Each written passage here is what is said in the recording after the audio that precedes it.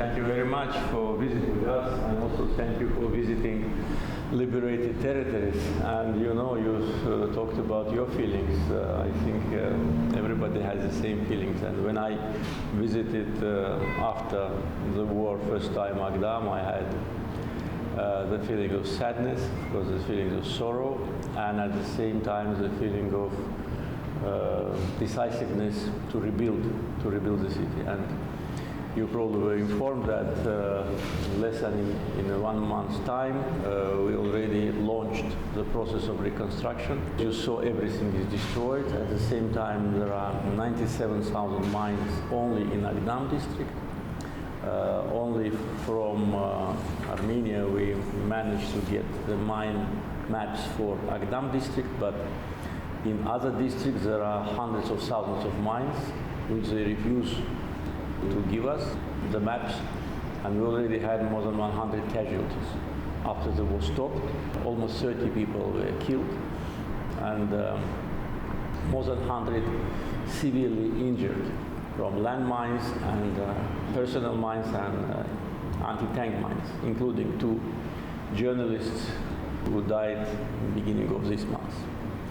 And you know, they destroyed the cities not during the war, the First Karabakh War, but after. They destroyed it systematically within almost 30 years after the First Karabakh War stopped, for several reasons. First, in order to take all these construction materials, because the houses were demolished and the stones were taken. So it was a kind of a robbery. And second, in order not to allow Azerbaijanis to return, because they thought that after this total devastation, nobody will return. And it's not only cities, but villages. When you go, for instance, when I go in other directions, for instance, to Jabrail, and you also been to Fizuli, in Zangilan, Kubatli, it is the same. All the villages, all the cities destroyed. And now we need to clean it from mines, and also in parallel to start reconstruction.